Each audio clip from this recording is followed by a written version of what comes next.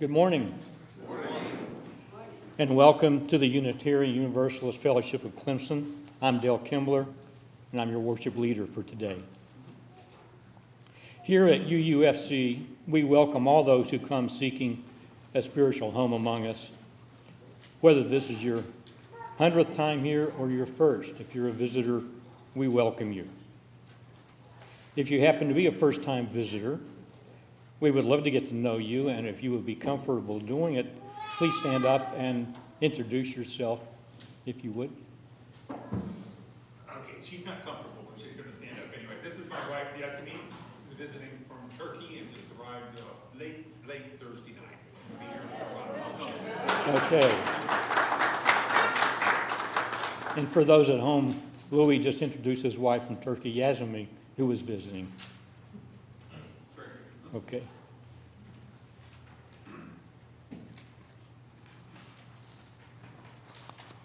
And if you are at home and watching us online, we'd be happy for you to get our newsletter so that you can learn more about us. Find us at uufc.org. Scroll all the way to the bottom to find an email address and a telephone number.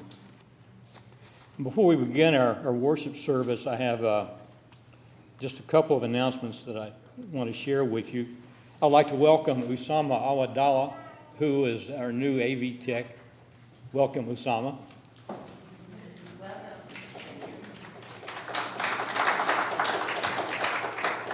We're always very happy to have a new AV tech. That means all those people who just applauded are people who I've asked at some time in the past to volunteer to do that job.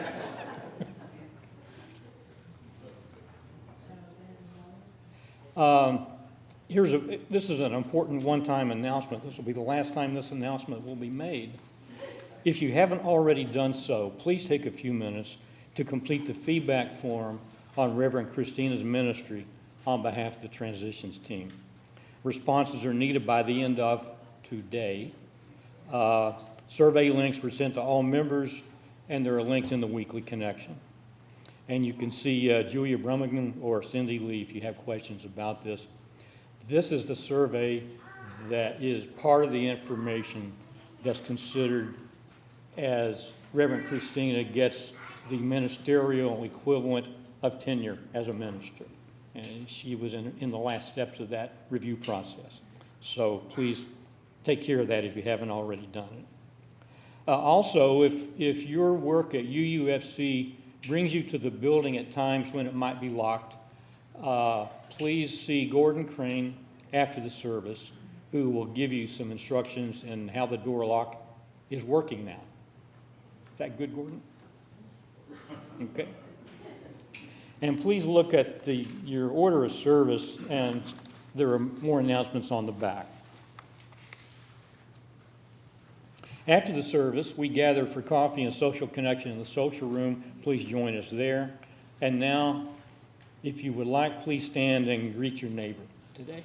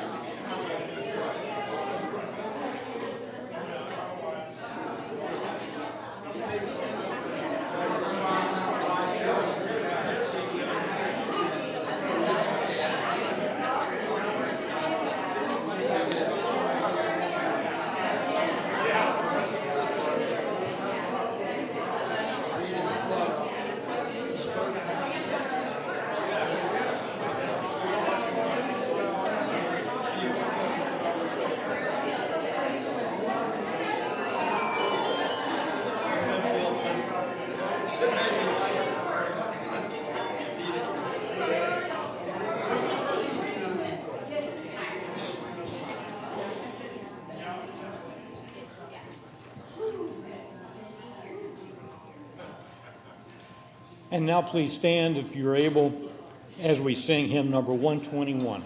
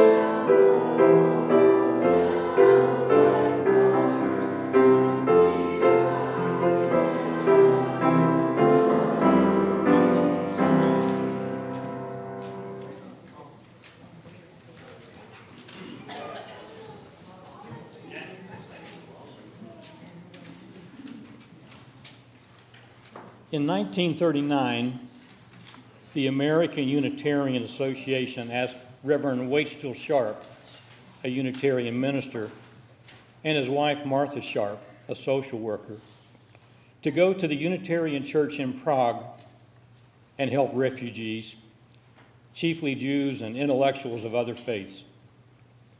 They worked with British Quakers in helping refugees escape Nazism and barely escaped themselves several times.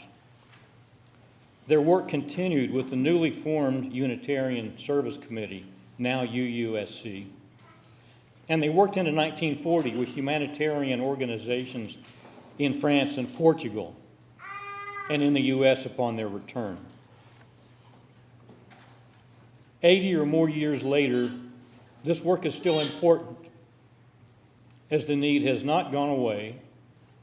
It's just changed according to the times. Today, the UN High Commission for Refugees exists as the international body with this responsibility, and the work on the ground in housing and resettling refugees remains daunting. Here's some basic information about refugees. They're not simply immigrants who wish to come here and live. Refugees have a status granted by the United Nations and in some cases recognized by law by the United States government. They are people who've been forced to flee their home country because of persecution, war, or violence. Ukrainians fleeing the ravages of war and Afghanis fleeing Afghanistan because of their past association with the U.S. military come to the U.S. with a legal right to be here. This status is valuable for its possibilities, but they also have in common with many other immigrants this: they have, for very good reasons, given up the only home they've ever known with no right of return.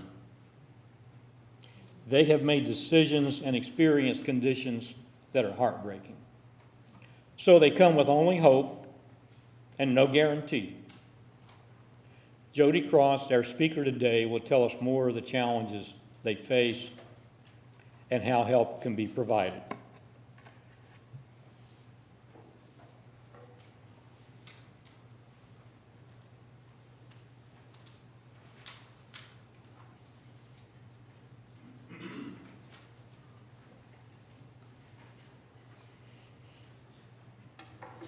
The flaming chalice was first used by the Unitarian Service Committee as a symbol of life-saving refuge for people fleeing persecution in Europe.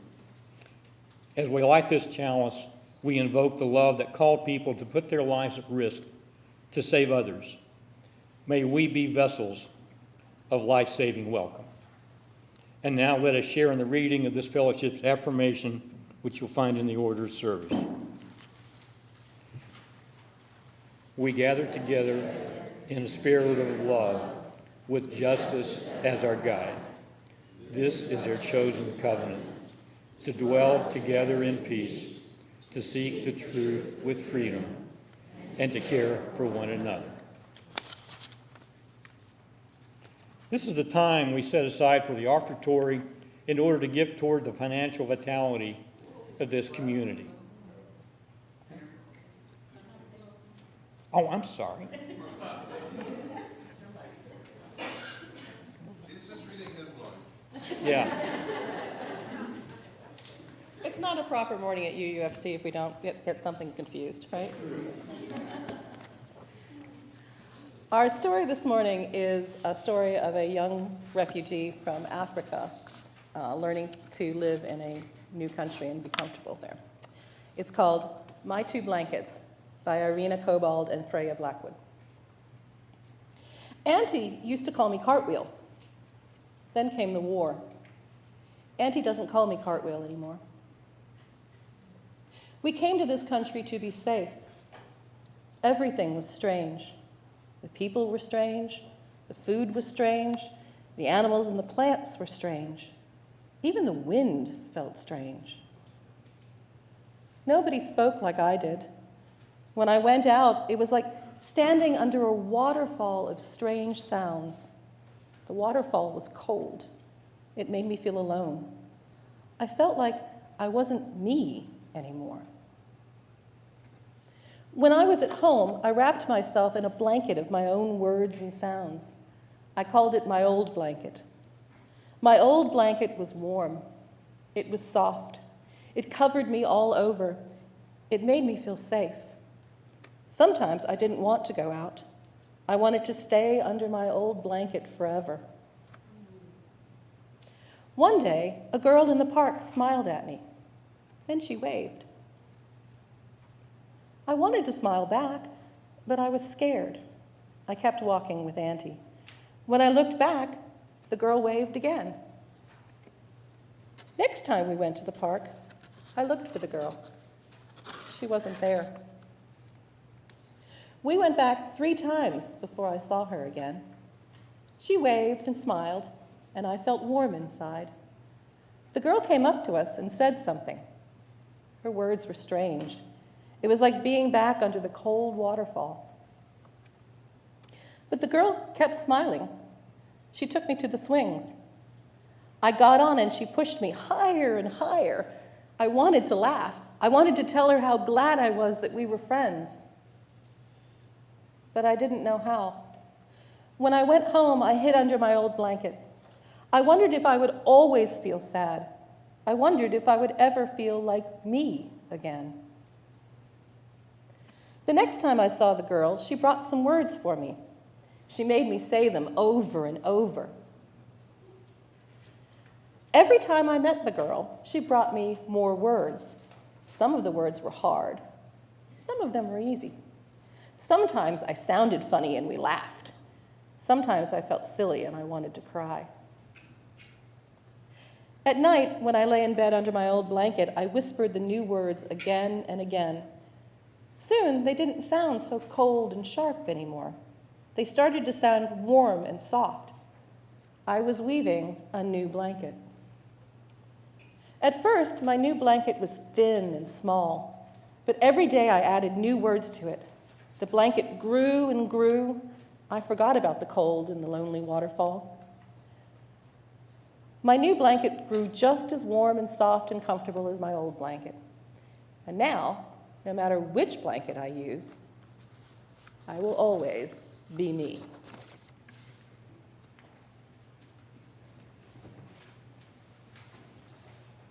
Thank you, Karen.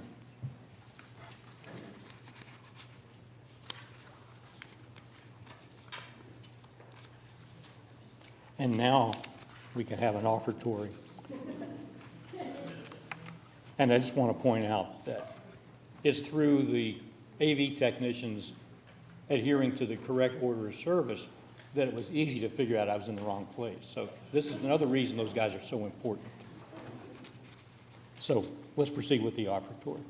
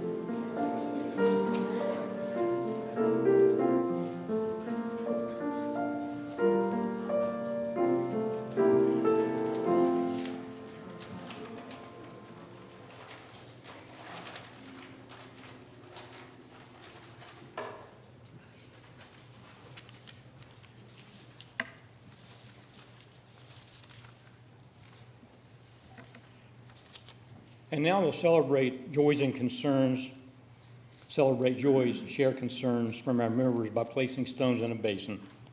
The stones are smooth and have weight. They're indicative of both life's pleasures and times of ease, as well as life's burdens in times of heaviness. And their first stone is to welcome our visitors and the joy that comes with that. There's a joy from Sarah and John Hoskin. Enjoyed a great week at Susie. Activities included folk music, ballroom dancing, and making new friends and hearing their stories from their UU congregations. A joy from Kathy Crane. Our UUFC Habitat for Humanity team worked on flooring and cleaning windows yesterday. It was our honor to work with the future homeowner, Carrie, for the third time. A joy from Louis Breger. Our fellowship has a direct connection to the UUSC. My father and founding member, John Breger, served on the UUSC Service Committee many years ago.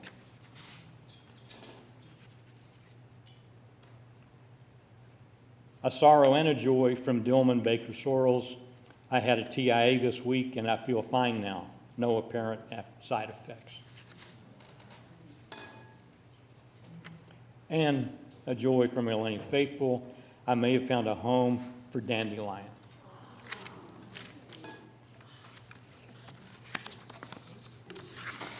And now add one more stone for those concerns that are held silently in our hearts. And thank you, Andi, for your help.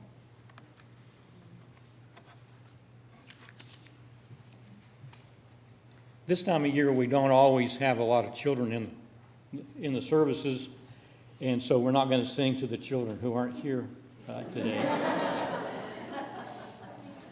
And we're just going to proceed into the next piece of the service. I'd like to introduce our speaker, Jody Cross, who's been working in refugee resettlement for more than 22 years. Today, she's a volunteer with Lutheran Services Carolina, part of a Lutheran Immigration and Refugees Service program to engage communities in resettlement of refugees, chiefly from Ukraine and Afghanistan in the South Carolina upstate. Jody?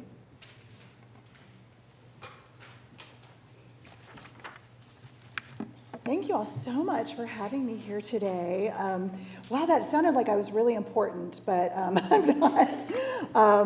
But let me just tell you a little bit about my background, and then we're going to talk about refugees. Because there's a lot of misinformation about refugees, and I'm so glad that Del, you actually read that from the United Nations, and we have a little bit more information, but I'll go into that. But I'm Jody Cross, and I have been married to my husband for 33 years, which I can't believe that. It goes like that. And I look at my son who's almost 29, and I'm like, what happened to you? You were just a baby. But back in the year 2000, which was a long time ago now, my husband and I took a trip with our church. We're followers of Jesus, and we went on this trip to Europe to work with asylees and refugees who were seeking asylum and sanctuary in Western Europe. And we thought, us good Americans, we're going to go and just do wonderful things, and they're just going to be so thankful. Well, after we were there for about 10 days, we discovered that they gave us more than we could ever do for them. We were listening to stories. There was one man who had come from Rwanda, and he was missing his arm. And we, asked him, and I can speak French, and so I was asking him, what happened. And he told me this tale that the governing tribe of Rwanda was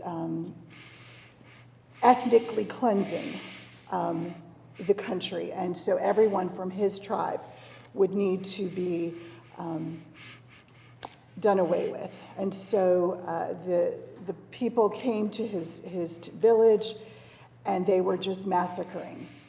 And he watched as they took his children, they took his wife, and and killed them, and they attacked him with a machete. And he was able to escape. And he just sat there. This was in the country of Belgium that we were helping with these refugees and asylees, and he just sobbed. And he said, I don't want to be here. I want to go home. But there's no home to go back to. There's no wife, there's no children, and here I am. And I loved this story that was read to us about the warm blankets, because that's what it is for refugees, for asylees. They want that comfort. They want that old way of life, but they can't go back. So let's talk about, so long story short, we ended up, we're like, what are we doing with our lives? I was working for a company called Estee Lauder, which maybe some of you have heard of. I was an account coordinator with them. I was helping all of my Western Virginia and North Carolina people sell lots of lipsticks and face creams. And my husband was working for a company called Williams-Sonoma, they sold a lot of pots and pans. And we kind of just evaluated what we were doing. And we had 2 children at the time, and we thought, these people, we need to pour love and mercy and grace and peace into their lives. And so we sold our house, we sold our cars, we packed up our then 2 children, and we moved to Belgium, where my husband did not speak the language. I thought I spoke the language, but learned there was a lot of miscommunication at first. But we lived in Belgium for 6 years and then moved to London, England for 3 years, where some of the things that we did, we helped open up English language schools.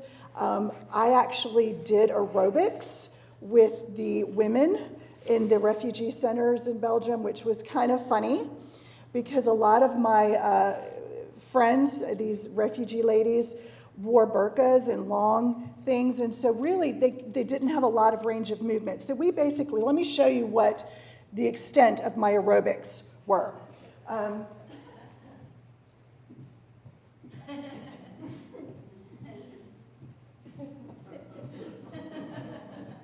Yeah, so lots of training on my part to lead in the aerobics. And then as soon as we were done that for about a half an hour, all the women said, okay, let's go eat. And they would make me the most wonderful food. So I had a lot of friends who were from Algeria and Morocco and from Palestine. And Syria. And we ate the most incredible food. And I gained a lot of weight after doing aerobics. But we did that for 9 years, and we ended up coming back to the States with our 3 children, and we learned that refugees were coming here to the United States. So, and we ended up staying here in North Carolina and then down here to the upstate. So let's talk about refugees. Okay, let's talk about who they are. And how I'm going to do that is by telling you who they aren't.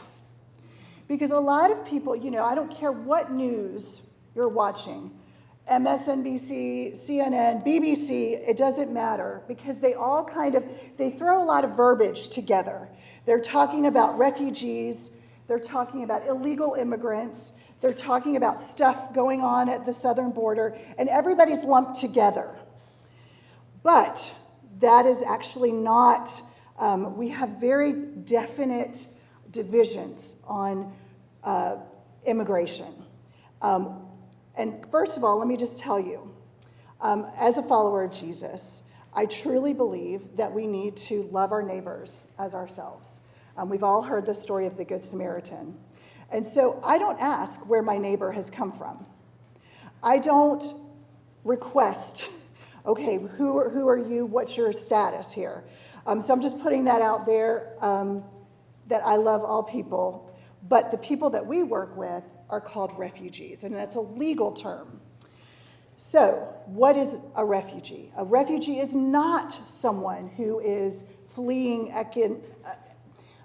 poverty for a social reason or because they don't have enough money, they don't have a good job. That is not a refugee. A refugee is not someone necessarily fleeing war. You're like, okay, wait a minute. Depends on what the war's about, and I know that's crazy, but I'll explain in a bit. A refugee is not a person fleeing a natural disaster. We hear about, oh, the refugees from the hurricane or the refugees from the tsunami. Those are people fleeing a disaster, but they would not be given refugee status. And a refugee is not a person who is fleeing famine. So you're like, okay, all these people need help. And yes, they do. They do. And they need our love. They need mercy and grace extended to them. But they would not be given legal refugee status. So who gets legal refugee status underneath the United Nations, underneath the State Department of the US?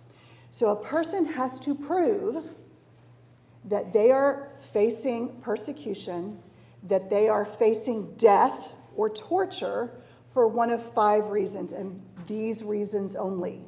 They have to prove that they are facing death because of their religion, or because of their race, or because of their political ideology, or because of their ethnicity. So they're a minority people group. And the last one is because of a social group they belong to. So to explain that, that could be gender, that could be age, our LGBTQ plus fall under the social. So if that is a reason that you are fleeing, then you can claim refugee status.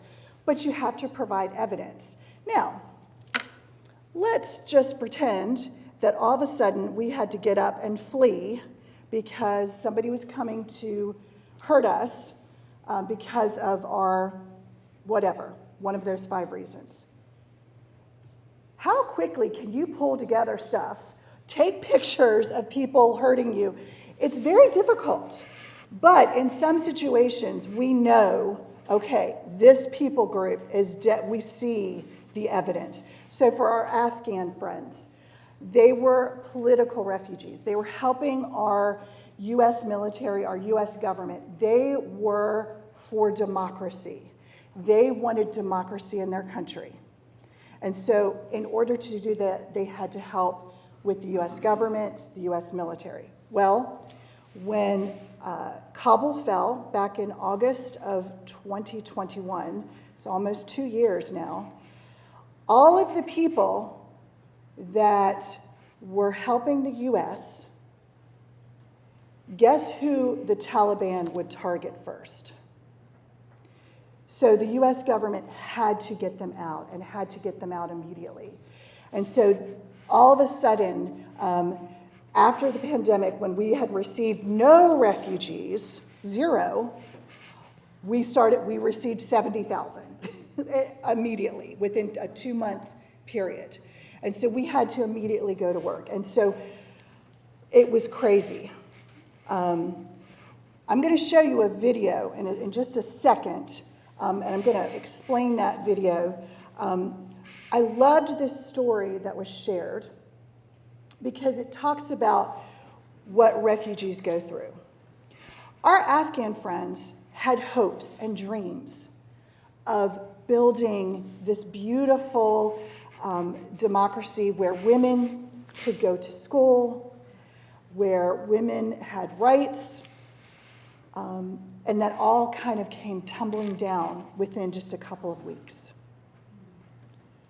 And almost 20 years of advances went out the door.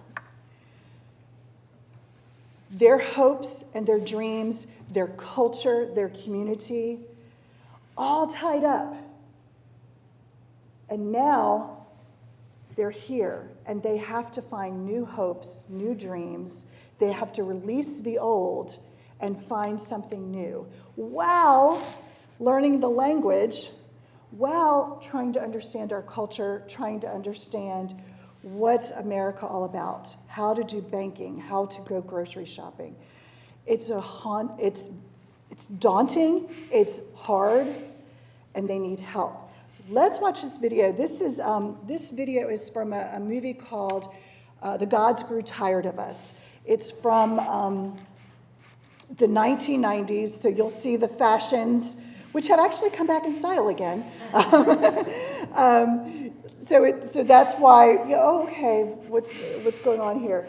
But a group of Sudanese, and let me tell you what's happening in Sudan, and it's not just Afghanistan, it's not just the Ukraine, because we're not hearing a lot about what's happening in the rest of the world. Right now, in the world, we have over 170 million people displaced.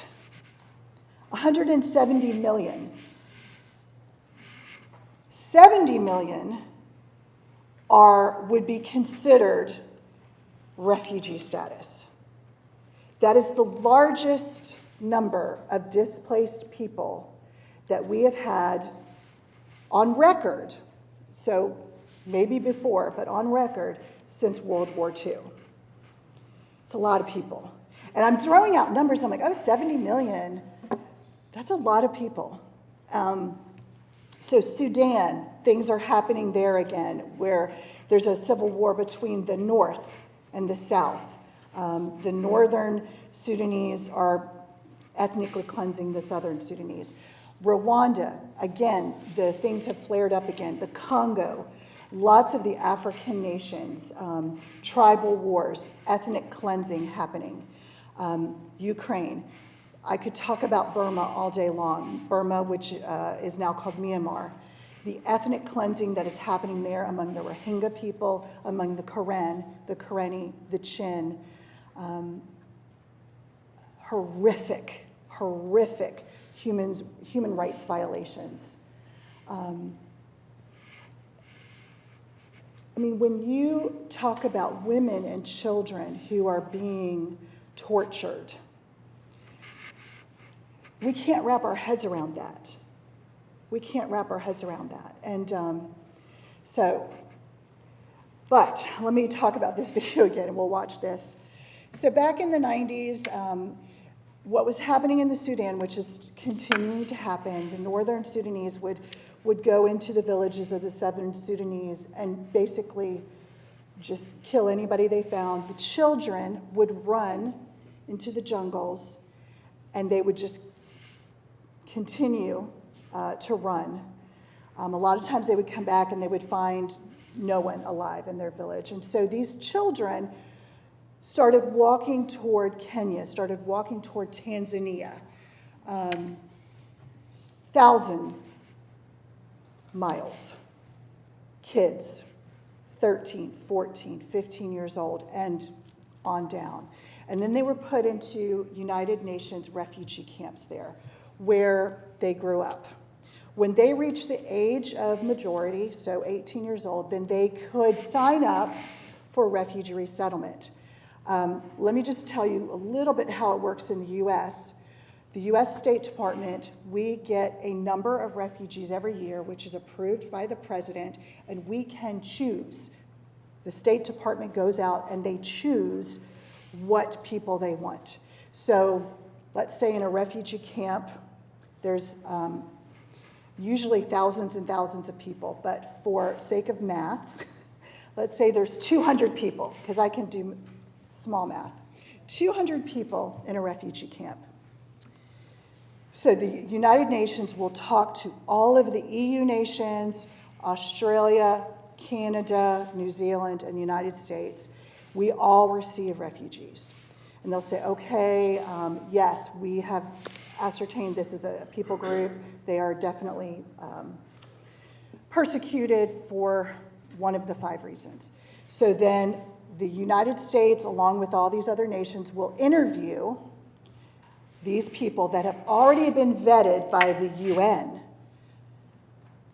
And then the United States will go in and vet people they think are going to work hard, will be good U.S. citizens, and that usually takes about 2 years to vet them.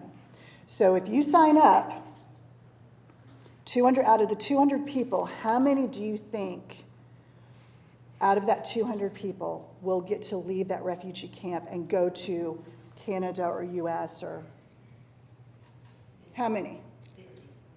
50? 1.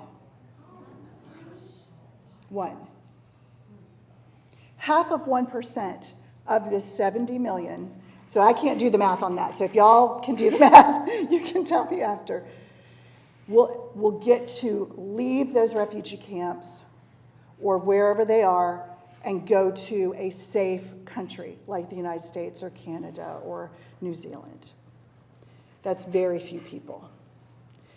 So once the State Department determines, okay, yes, I like this family, it usually, once they get the go-ahead, it takes about 2 years. So how long? So I'm saying 2 years in a refugee camp.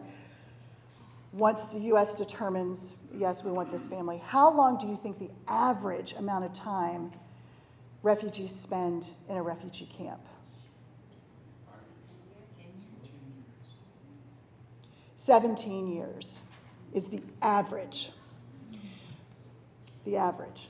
So these boys who fled from Sudan when they were 11, 12, they're now in their 20s, and they're finally chosen to get to come to the U.S.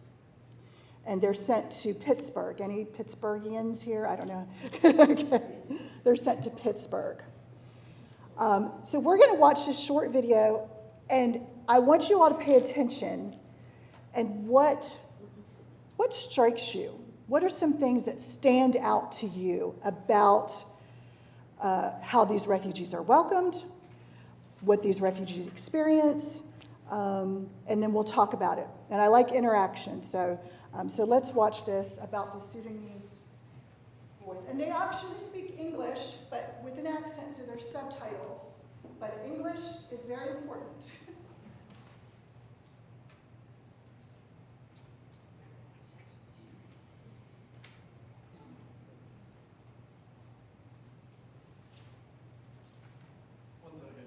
You're fine.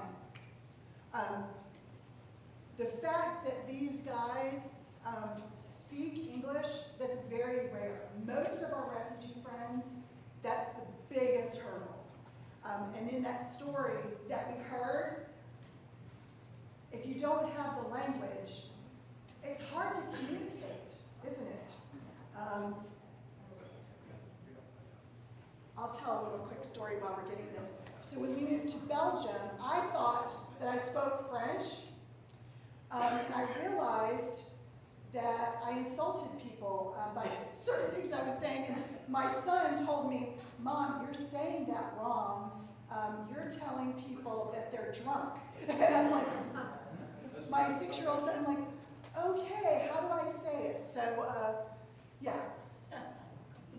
I had to go back and apologize. All right, we're good.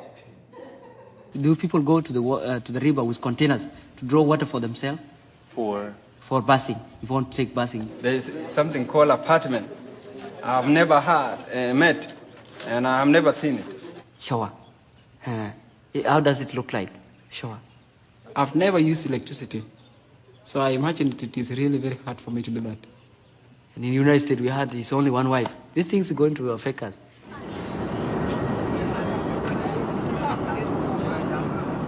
The food we got in the plane was not really good as what we used to be eaten in, say, Al-Kakuba.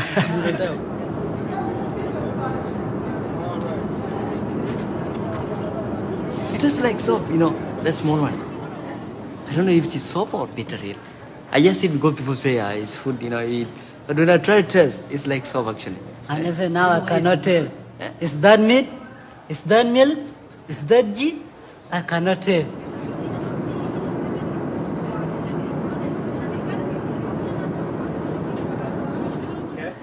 Potatoes. In Africa, you use just to cook it, and boil it, okay? Here, they make different, they make it in a different way. They call it chips. You know, they slice it, they fry it, and they put it in a bag. Okay? It's ready. It's already cooked, yes. Try it, it's yours. Everything here has belonged to you. We do not throw things away through the window. We put here, you press this, push, If we this goes way, down, then- right. You know, Is this a food? These are donuts. These are colored sprinkles that we decorate them with. You want to try one? Want to taste it? Thank you. Good. It look like beer. Seems like you're fascinated.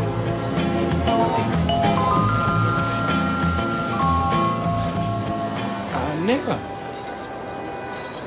Well, that is Senecos. The Senecos. And how does it connect it with the birth of Jesus Christ? I think many of us have so many questions to ask, but I think we have few people to answer them.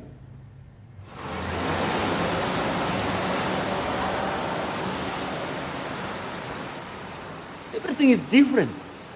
Everything is different. It's kind of irritating because people know you're from Africa. They say, oh, why are you from Africa? Yes. Some people, they say, like, do you live in the forest?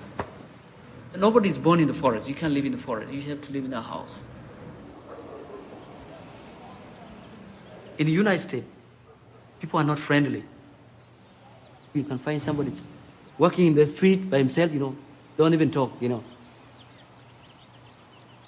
You cannot go to the house of somebody whom you don't know, though you are all Americans. You call the police, why this guy come to my house, and I don't know him. But in Sudan, they can ask you, have you got lost? Are you new to this place? They can ask you. You say, I'm new to this place, they can show you where you are. You can even talk with them. It is important we ask them, how do people work in this area? How do people feel when you ask somebody, now can you show me a way? How do we feel, That's difficult. You cannot even ask him because these are different people. Huh? That's really difficult. I don't know. How are we going to be acquainted with this life? Really? It's a great change, actually.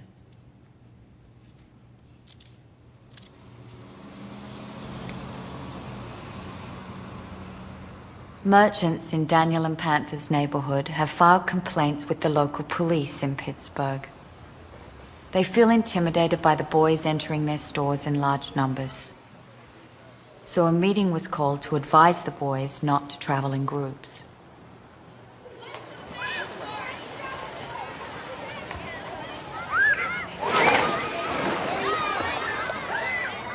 Do you find everything really new and different here? Yes. A lot of, do you have a lot of freedom here that you didn't have? Yeah. S-U-D-A-N. What does that mean? Yeah, Sudan. What does it mean? It's a country where I came from. So it's a country of black people, They look black, all of them. You go there, you cannot find white men. Now I'm getting you. Okay. All right, what are some things that you noticed that struck you? I'm sorry? Efforts. On their part, everything took effort. Nothing was easy. What else? When they saw the bag of potato chips, and they said, "Is this ready?" Yeah. And I thought, yeah, it's ready. Like, don't dump it in a pot of boiling water. Right. And that they couldn't even identify, is this a food or not a food? Right. And Well, it was that different. yeah. And then they knew who Santa Claus was. Right. Well, they're like, okay, we've heard of this guy, but we don't know how he relates to Christmas. Yeah. But yeah, they don't understand the food. Everything is different. And so they have to know. I will say we have some Congolese and Rwandese refugees here in Clemson. And in the refugee camps, because they're not eating processed food, they're eating fruits and vegetables. And so they can just, when they peel a banana or peel an orange, guess what you can just do with the peels? You can throw them. But here, it's like, oh, these things come in a bag, and they don't, you have to explain, okay, we have to throw things in the trash can. This is for those things. I thought it was really sad that they said that Americans just aren't friendly. Right. Yeah. I mean, how many of us, myself included, come home from work, we hit the button on our garage, pull into the garage, and never really see the people in our neighborhood? Yes? Yeah, that was my observation, the American individualism versus the community. Right. Then you do it strangers. Right. So, yes, you can go up to a stranger's house, knock on the door, and just say, hey, I'm lost. Can you help me figure out where I am? What happened to him when he did that here in the United States? They called the police on him. So, yeah. Over here. Yes, ma'am. On that note, like community is such a big thing for them, and then they were told they couldn't go in big groups either. So they had no one to help them learn how to shop. So bless their hearts, they would go in these groups and try to help each other. And then they were told, oh, you're intimidating the store owners, so you can only go in groups of 2. Would we as Americans tolerate that? No. Would they tell us, oh, I'm sorry, there's too many of you? Yeah. Yes, ma'am. I was just struck by watching everything they were doing, everything from their daily lives of knowing what to eat and how to eat, and where to shower, and who to talk to and who not. All I could think of was, oh my gosh, so much stress. And how do they handle it? I mean, how do they? Do you Right. address that? Yes, because one thing that if anybody wants to get involved with refugees, we do a training. They're going through a grief process. Now, when they first arrive, and you saw that when they first arrived, everything was kind of like, oh, wow, this is new, this is exciting. When we take refugees into Walmart, oh my goodness, it was like we've taken them to Disney World. There's so many choices, so much, but then a couple months later, whoosh, it hits them. Everything they've left, everything they will never, ever go back to again. I need to make sure my time's, okay. Yeah, so we do address it, but it is a struggle because some of our friends have suffered from PTSD. Some of them depression, a lot of them anxiety. You had something. Well, I wondered about those children that when he was spelling Sudan, they seemed to me to be somewhere between 7 and maybe 10 years old. The fact that they knew apparently nothing about Africa. Right, right. But the fact that they were talking to them, they were not afraid of them. The children can teach us a lot. Yes, ma'am. Well, we had a member here named Steve Johnson work at the Clemson University Library, and he met his wife in Costa Rica. It took her 20 years to get citizenship in America, and she was married to an American, but she still had to go through that process. So it's like, they don't make you fit any rules. So you see how difficult it is. You see what they go through. And then, again, these young men spoke English. So that's half the battle right there. Imagine if you can't communicate verbally. And in English, I'm an extrovert. I am like off the charts extrovert. And I'm actually sometimes funny. I can make some good jokes. I can make some good funny observations. But you take away my language, you take away my identity. You take away my job, that's who I am. You take away my culture, my community, my family. Yes, sir. Yes, one thing I wonder about those Sudanese refugees was like, in America we pronounce things Z, or we say color without a U. My dad was from Jamaica and came to the United States. Yes. I wonder if that's something that they have to do. Right, and I mean, they do learn, so like some of our Ukrainians, they have learned English, but of course they've learned it from a British perspective. They quickly change. When we lived in England, I had to learn, when my daughter walked across the playground to go into the school amongst all the school children, and I noticed that she had a stain on the back of her pants. And I said, "Emma, your pants are dirty." Well, in England, pants is underwear. So I just yelled across the playground that my daughter had dirty underwear. I quickly learned trousers, trousers, trousers, not pants. But let me, we've got to wrap up, I know, and I'm going to stay after if you have any questions. But let me just tell you some things that we need, that there are levels of participation.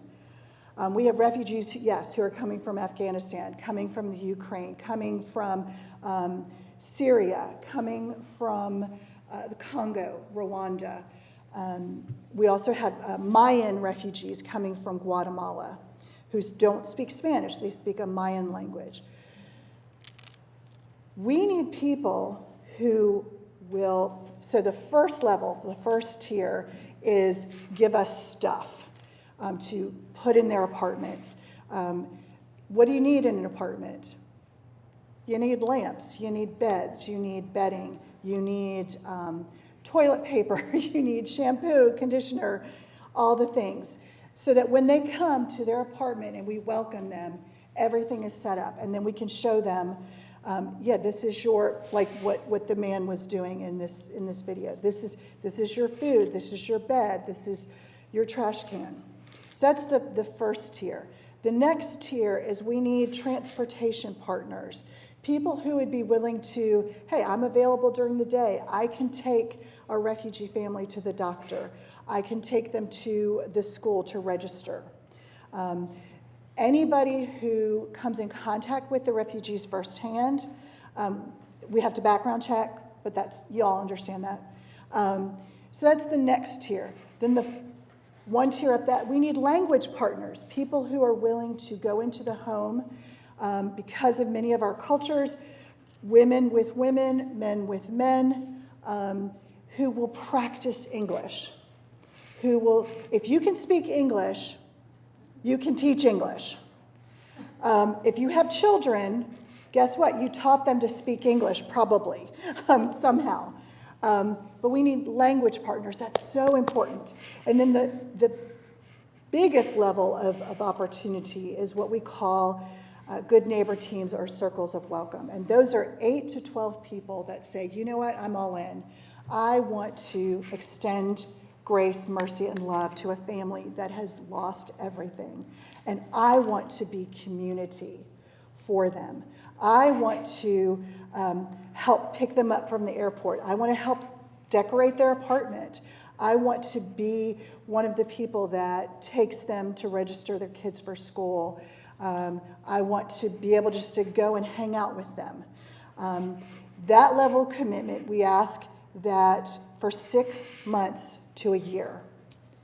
It's not a one-off project. It's, I'm going to invest in somebody's life. I'm going to be community. I'm going to be family for people. And we ask for at least 8 to 12 people because one person can't do it. Because it takes a lot of people to be community and to be family. So that's what we're asking for. That's ways, those are ways that you can get involved. I'm going to finish now because I have 1 minute left. But thank you so much for having us. If you have any questions, I'm going to be up here after the service, and I'd love to answer any questions you have. This was a quick, I just spewed like a water fountain here, but thank you again. Thank you.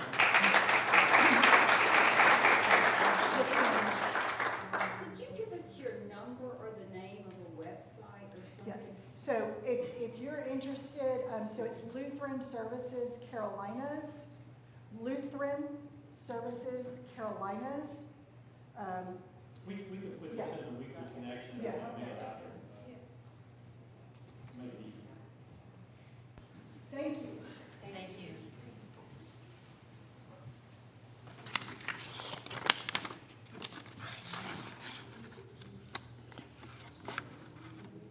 And now we have one thing left to do, and that's to close the service. And as soon as this is over, we're free to talk with Jody and stay if you can and ask your questions.